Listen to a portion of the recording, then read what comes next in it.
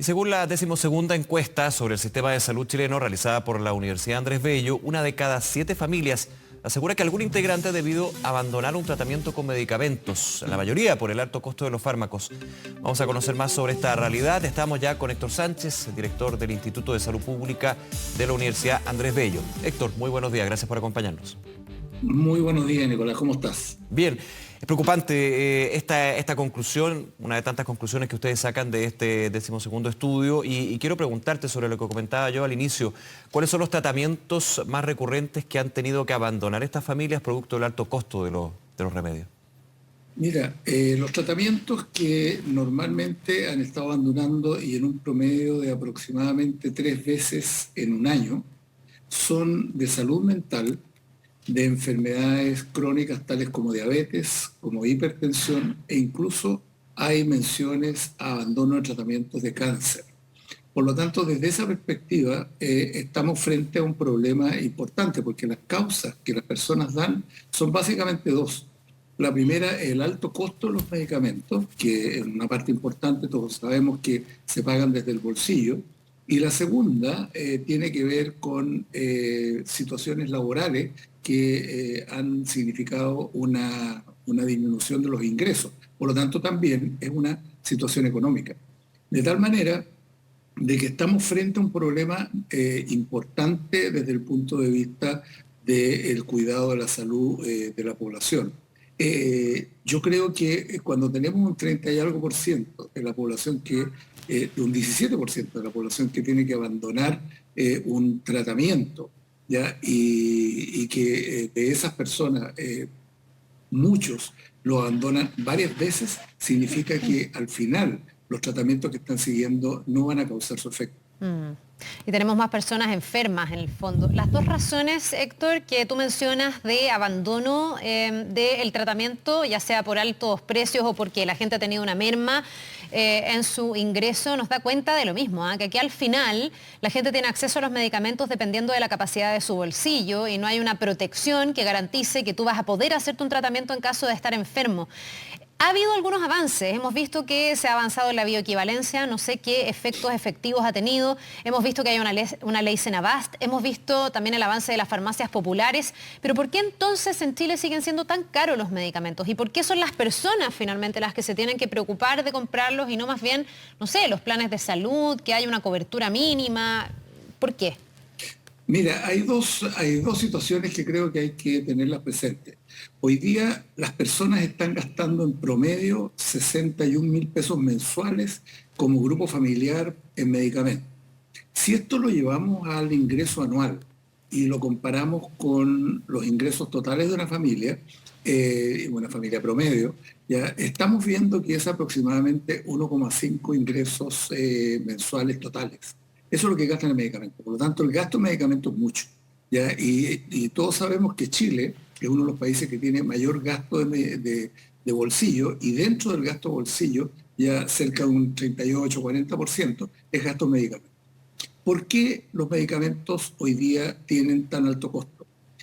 Por varias razones. La primera, porque estamos frente a un mercado bastante imperfecto, ya porque hay situaciones en las cuales es poco transparente la fijación de los precios, ya, y por lo tanto dentro de la cadena no sabemos realmente dónde se está produciendo ya los incrementos abusivos del precio, eso es lo primero. Lo segundo, porque la gente no tiene alternativa. Fíjate que hay un 36% de las personas que tienen que concurrir a comprar medicamentos a las farmacias, ¿ya? Y las farmacias todos sabemos que son 3 cadenas las que tienen en los grandes centros poblados ya un oligopolio. Por lo tanto, en estricto rigor, ya son las que están fijando sus precios. Y lo otro, que en definitiva también influye y que se ha visto en otros países, que a pesar de todas estas medidas que se han tomado de los bioequivalentes, que es una buena medida, ya hoy día el 60% de la población está preguntando por bioequivalentes. Ese es un avance muy importante respecto a la encuesta que hicimos el año 2019 sobre el mismo tema. ¿Ya? Pero también tenemos claro de que si no están los medicamentos cubiertos en los planes de salud, ¿ya? No hay capacidad de negociación con los laboratorios, ¿ya? Y no hay capacidad de negociación con las cadenas de farmacia. Por lo tanto, desde esa perspectiva, es tremendamente importante que los medicamentos se incorporen en forma definitiva en la cobertura del plan universal en el cual todo el mundo está de acuerdo. Todos los candidatos ya hablan de un plan universal, sin ninguna excepción. Por lo tanto, desde esa perspectiva, el tema es cómo van a incorporar este plan, en este plan universal, van a incorporar la cobertura de medicamentos, porque pasa a ser fundamental. ¿Héctor? Sin medicamentos, los tratamientos no van a funcionar. Sí, no todos hablan explícitamente de darle cobertura dentro de ese plan universal a los medicamentos. Hay algunos que sí, hay otros que también hablan de medicamentos gratuitos, que no sé muy bien si es que el Estado tiene la capacidad de dar medicamentos gratuitos, no sé cómo se haría. Y otros hablan incluso de la fijación de precios, el poder desde el Estado fijar, no sé si un margen, una banda de precios en las que se muevan los medicamentos. ¿Te parecen atendibles esas medidas o necesariamente la mejor es que los seguros de salud, públicos o privados, porque ahí también hay matices, hay candidatos que quieren que todo esto sea público y hay otros que siguen con esta mixtura pública-privada, tengan la cobertura sobre los medicamentos? Mira, cualquiera sea el sistema de salud que al final se imponga, independiente de quién salga elegido presidente, yo creo que es fundamental que en el plan universal en el cual sí coinciden todos los candidatos, incorporen la cobertura de medicamentos. Eso es como lo primero. Ya, lo segundo, las fijaciones de precio al final terminan no funcionando. Ya, lo hemos visto en porque al final cuando tú fijas los precios, generas en la práctica, vas a generar un mercado negro o vas a generar escasez de algunos medicamentos y vas a encontrar solamente aquellos medicamentos que van a estar disponibles, ya que va a ser una parte de los medicamentos, no todos los medicamentos. Cuando tú incorporas en la cobertura todos los medicamentos que en definitiva la gente consume, ya que son medicamentos en algunos casos de muy alto costo, otros de mediano costo, ya es importante que al tenerlos incorporados, los vas a tener seguros cubiertos. ¿Y el Estado, perdona, Héctor, el Estado tiene la posibilidad de entregar los medicamentos gratis? Porque lo que yo he visto en otros países es que los precios bajan ostensiblemente cuando están cubiertos, pero igual, generalmente hay un copago. Y no sé si hoy día todos los medicamentos que existen se pueden entregar gratuitamente. ¿Qué costo tiene eso para el arca fiscal finalmente? Mira, en general lo que uno observa es que los medicamentos se cubren y tienen un copago menor. En algunos casos el copago es simbólico, dependiendo del tipo de patología. Hay patologías crónicas en las cuales los tratamientos, como son de muy largo plazo, ya incluso el copago no se justifica. Por lo tanto, desde esa perspectiva, en ese caso, los países cubren el medicamento. Lo segundo es la distribución, que es un tema muy relevante. Si tú me preguntas si el Estado es capaz de dar cobertura, sí es capaz, ¿ya? Y lo hemos nosotros evaluado, incluso económicamente, es posible que desde el punto de vista con un incremento en el gasto en salud, que tampoco es una cosa loca, ya se podría perfectamente dar cobertura. Pero donde está el problema también, y que hay que tenerlo en cuenta, es la distribución de los medicamentos, porque los medicamentos en otros países se distribuyen a través de las cadenas de farmacia. Ya las cadenas de farmacia pasan a ser una red de distribución, donde el Estado ha definido qué medicamentos se le entregan a la gente y a continuación, ¿no es cierto?, bajo qué condiciones y en tercer lugar, bajo qué nivel de copagos que tiene que pagar la gente. Y al final la negociación final es entre el Estado y los laboratorios y las cadenas de farmacia con el objeto de asegurar en toda la cadena, asegurar los precios para que en definitiva los copagos tampoco se disparen.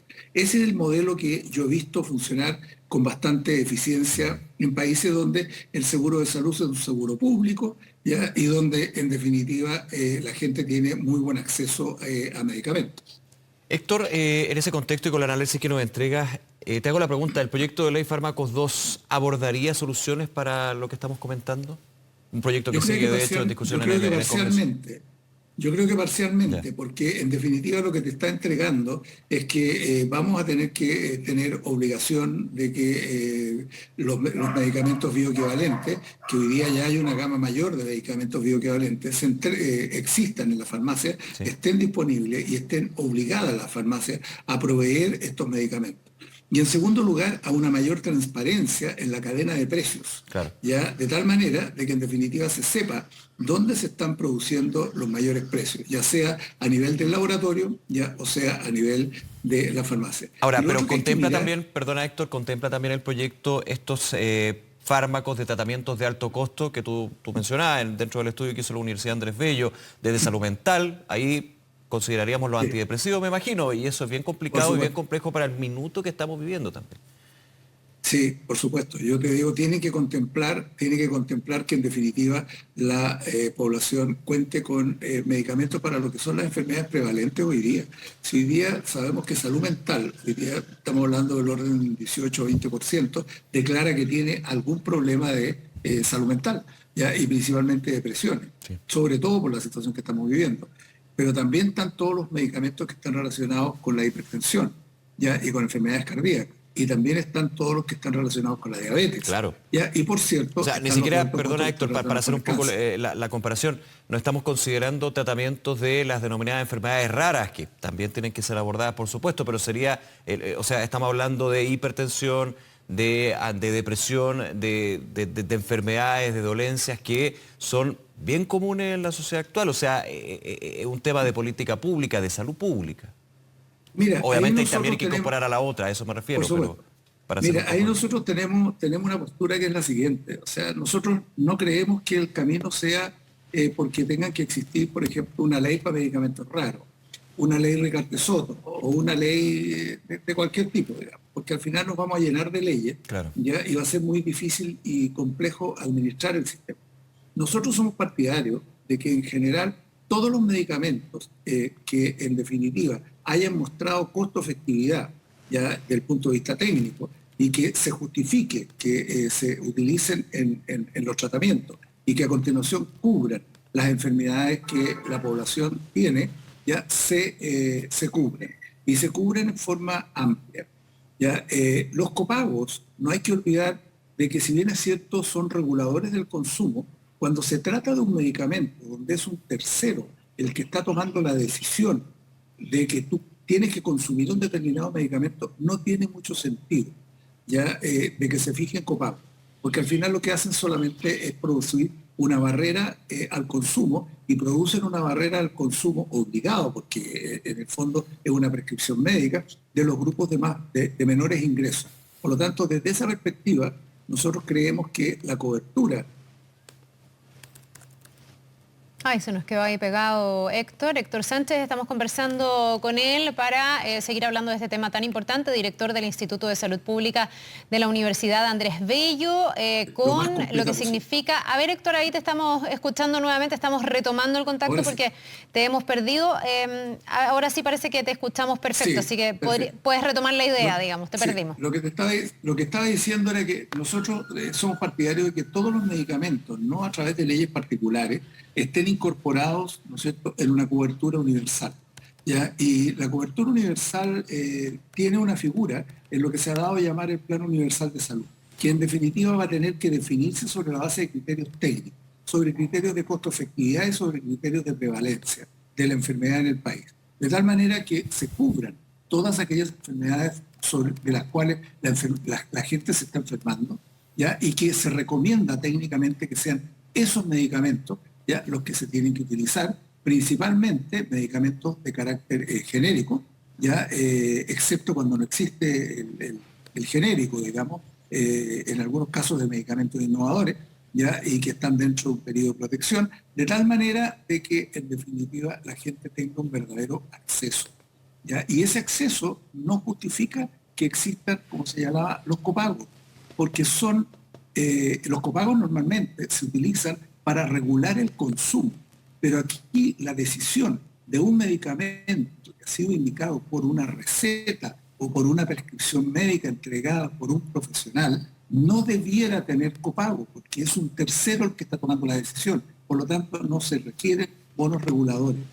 Por lo tanto, desde esa perspectiva, creemos que es posible dar cobertura a los medicamentos. Y esa es la única variable que en el mundo ha funcionado para bajar realmente los precios, cuando es el Estado el que termina negociando para el país en su conjunto, es cuando los precios bajan en los países y se logran precios muy razonables. Incluso en Estados Unidos para el Medicare y el Medicaid, ya es el Estado, a través de estos dos grandes seguros públicos, que negocia con los laboratorios, ¿ya? Y los costos de las recetas promedio han bajado en forma sustancial en los últimos años.